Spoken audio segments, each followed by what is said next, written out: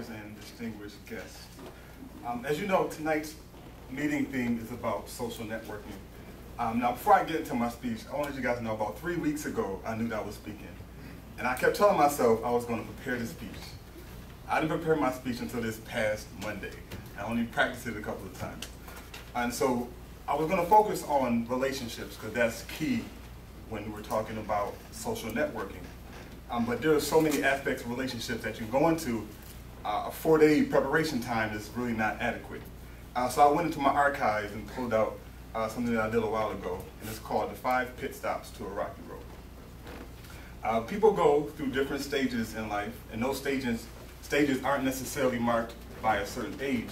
But what I'm really referring to here is character qualities that are developed as we progress in age. At this stage, we're talking about we're conscious of our weaknesses, and we either work to improve them or we either ignore them. We're always given indicators that we're headed down a rocky road, and it's up to us to recognize and accept those signs. John Maxwell talks about it in his book, The 21 Most Powerful Minutes in a Leader's Day. He says it's called the law of solid ground. And you know, a pit stop is when you're on the Daytona 500, and the only time you pull into a pit stop is when something is wrong. And so these 5 pit stops are what Maxwell talks about. The first one is that we fail to fix character weaknesses. We all have character weaknesses that we must deal with as early as we identify them. It's our responsibility to address these issues. Regardless of what's happened in the past, we must look forward to the person we want to be and the person God has called us to be. The two really should work hand in hand. When we fail to address our character weaknesses, we do a disservice to God, to our community, and to our families. The second pit stop is that they use deception to safeguard themselves. People who use deception to protect themselves either have a low self-esteem or a low self-worth or both. They believe that their true natural ability won't get the job done, and so pervert to using lies to protect themselves. Trusting God that He's already equipped you to carry out the task is important if we're to stay away from this method of operation.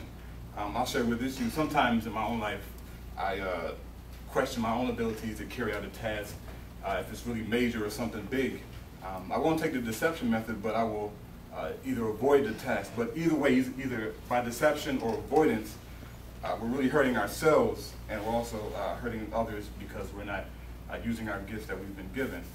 The prophet Isaiah declared in Isaiah 40:29-31, He gives strength to the weary, and to him who lacks, He increases power. Though youths grow weary and tired, and vigorous young men stumble badly, yet those who wait for the Lord will gain new strength. They will mount up with wings like eagles. They will run and not get tired. They will walk and not become weary. The third pit stop is they act impulsively. People who act impulsively react to a situation rather than respond. Responding to a situation is thinking about it before an action is taken. Reacting is the opposite. It's thinking after the action has been taken. You will generally affect relationships with those people or situations you're reacting to. And that's very important when we're talking about social networking, because the purpose of social networking is to connect with other people. And so if you're connecting with people and they have a disagreement and you're reacting as opposed to responding to their, challenges, then you're really putting a barrier between that relationship.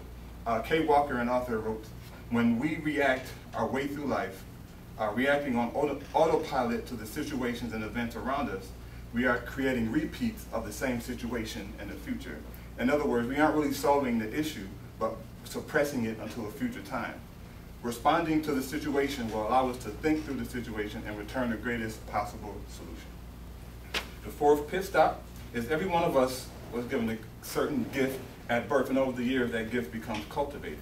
You may have a natural gift for singing, you may have a natural gift for artistry, or you may be athletically gifted. The two major issues that I've noticed is that people either don't recognize their gifts or they misuse their gifts. The people who misuse their gifts, in fact, tell God that His gifts need a little work and decide to use their gifts to yield their own desired results instead of looking to God. If you remember about the story of the children of Israel from their exile from Canaan, which was their promised land, a trip that was supposed to take 10 days ended up taking 40 years because the people were complaining and going about their own business and diverging from the path that was already chosen. Or you could imagine trying to steer a car with your elbows. Your elbows weren't given to perform the task that your hands are supposed to. We should make every day to try and cultivate our gifts so we can always be in a position to contribute to society. The fifth pit stop is that, which kind of ties into the first one, is that they're overcome by weaknesses. Overcome by weaknesses. On the surface, these type of individuals look as if they're cool and calm, but when things hit the fan, their true character is revealed. John Maxwell says, people think their private imperfections won't have public consequences, but they always do. In closing, I just want to encourage everyone to stay on solid ground. Always identify when one of these issues is present, and with prayer and faith, begin to move away from it. It's not a one-time occurrence, but daily evaluations of ourselves that we will be able to see where we are. Jim Rohn declared that the key to success is little disciplines practiced over an extended period of time.